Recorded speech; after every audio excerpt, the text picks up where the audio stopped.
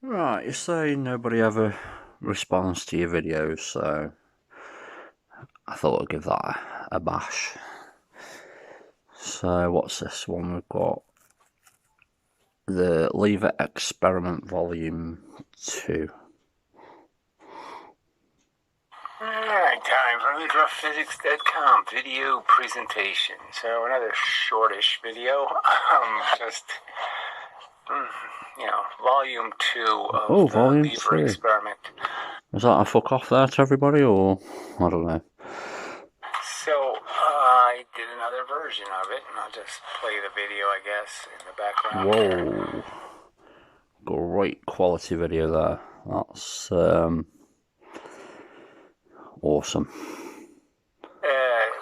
Filmed in, Shitavision. Oh, right, well, at least, I don't know why at least you conceded that point, yeah. That's pretty piss poor filming.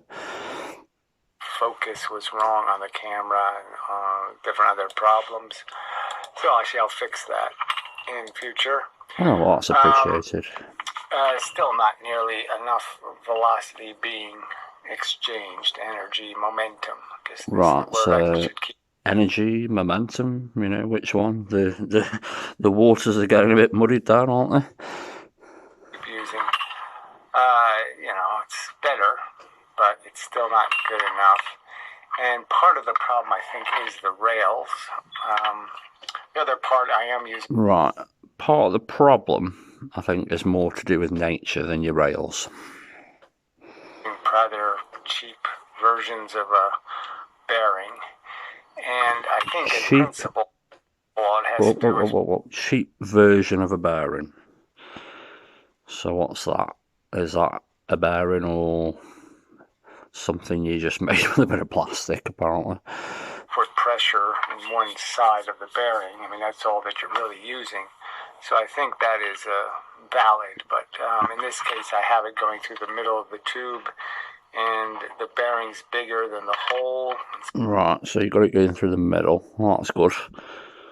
That's a start. So I think it wobbles a little, which makes it move really freely, but probably isn't too good for it not bouncing off the surface too much. And just causing a bunch of vibration in the lever itself. What have we got? So it's a hollow steel ball. So we've got, you were doing 1-to-1. Are you doing 2-to-1 now? Have you got those distances correct, maybe? I don't know. I didn't weigh anything. Oh, right. I guess it weighs half. You didn't weigh anything, you just guessed it weighed half as much. Oh, okay. Very scientific of you. As much as one of the ball bearings, maybe less. I'm just guessing, though. Well, more guessing. It could be worse. So, it could be worse, but it could be a lot better. And I'm quite confused as to why you didn't weigh anything, because we know you've got a set of scales. But at any rate, it's just too heavy. So I did try it with the 2 going in, and that works, frankly. But the velocity coming out is still nowhere near double. Right, so it works. It's nowhere near double. You didn't weigh anything, you didn't measure anything. So are you just looking at that and saying it's not double or it's almost double? Are we just guessing? Are we just looking by eye and saying, yeah, that looks about off, because that's, again, a pretty non-scientific way of looking at something. So I don't know why I did this particular backwards experiment. Backwards there, indeed. I'll have to look at that and see if it indicates anything. I mean, obviously, lots of energy kept going, so at least it was quick. Again, that word, energy. So where's the momentum in this? So are we arguing momentum or are we arguing energy? Here that there was,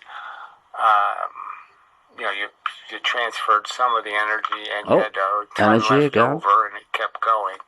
So the good news is nothing's bouncing back. it's 2 balls stop, so that part's good.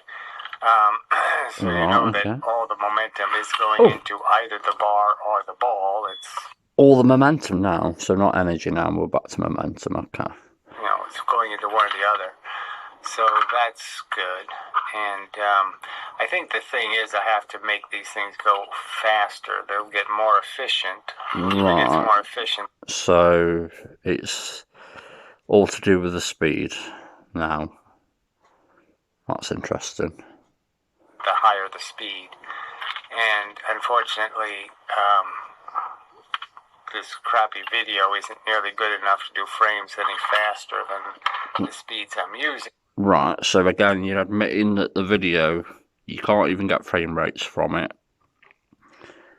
but you know what you know.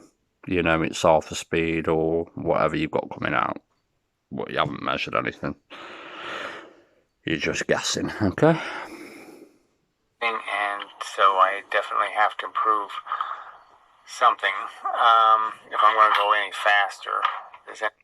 Yeah, you can go in faster, but what it's going to prove, I don't know. Any faster is going to be awful hard to measure velocities. Right, it's going to be awful hard to measure velocity. Well, why bother measuring it when you can just guess? So that's the downside. But anyway, so it's better, but yeah, it still just isn't good enough, so I have to... Better in what way? Oh, like that. I'll try some other crap. I'll see what other crap I can find laying around to make a light but stiff lever out of. And right, so you're in the pursuit of proving hundreds of years of science wrong, and you're just going to find some crap to do it with. You're not going to put your money where your mouth is, buy some precision equipment, actually test these things. You're just going to find some crap, okay? Well, that's comforting. I'll see about what I can do to change things. I don't know what to do about the rails. I mean, if I'm going to, the whole angular momentum of the balls themselves, the rotational energy, it's a real problem. Yeah, you're right there. When you put energy into something that you then making roll, that does actually consume energy.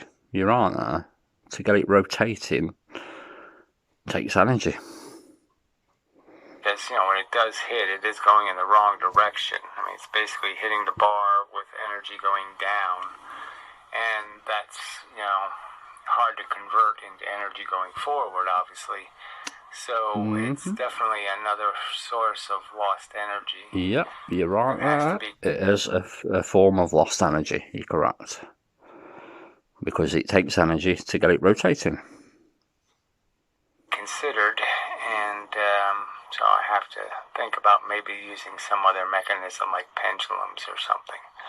But then, I have to figure out I have to use some other swinging device because I have to be able to attach it and all that. Right, another swinging device. Like a pendulum, okay. Kind of crap. And anyway, I am thinking of trying to build one of the spring ones, like Brozos, make a spring.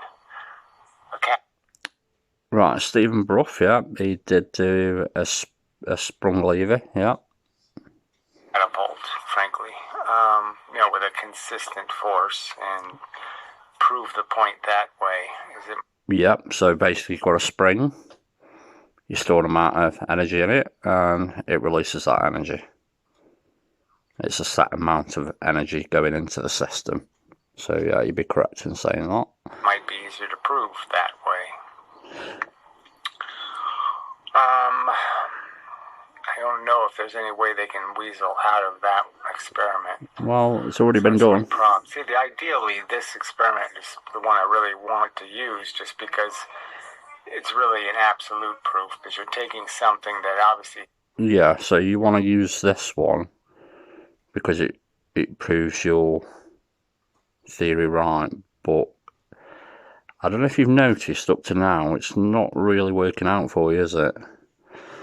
And I say that's more to do with nature itself than any lever material or what fulcrum you're using or what bearing you're using. It would help, to know what's really going on if you actually made some proper measurements and weighed things and did all that, but obviously you just prefer to gas. So. Has half the kinetic energy, and the idea is you're going to make it create something that has twice as much kinetic energy. Right. And so that's, without any other sources of energy, that'll be a pretty decisive victory, where I suppose they could make up some sort of excuses that springs produce different amounts of energy depending on what they're put. Right. Springs store energy. So if you compress a spring, you store an amount of energy in it. When you release it, it'll release that energy. It doesn't give you back different amounts of energy. It gives you the same energy. As they have done in the past, and so that's a problem in the sense that that experiment isn't as decisive because, some of these people actually believe a spring can give you different amounts of energy, momentum, depending on what you put in front of the spring. Right, so again, the energy momentum thing is getting a bit muddied there. So some people believe that springs give different amounts of energy.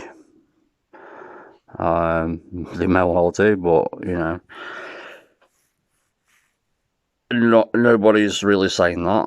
I think it's pretty obvious that springs store energy. That's it, and they release energy. If you're to put different masses or different objects of different masses in front of a spring, the same amount of energy is released out of that spring, but dependent on the masses that you put in front of it, yes, you will get different momentums, depending on the ratios or whatever. That is perfectly plausible and provable, and it's been demonstrated to you already. So,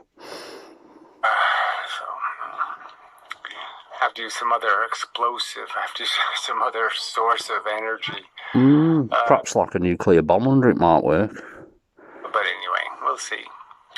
So that's probably just an update. So today was sort of a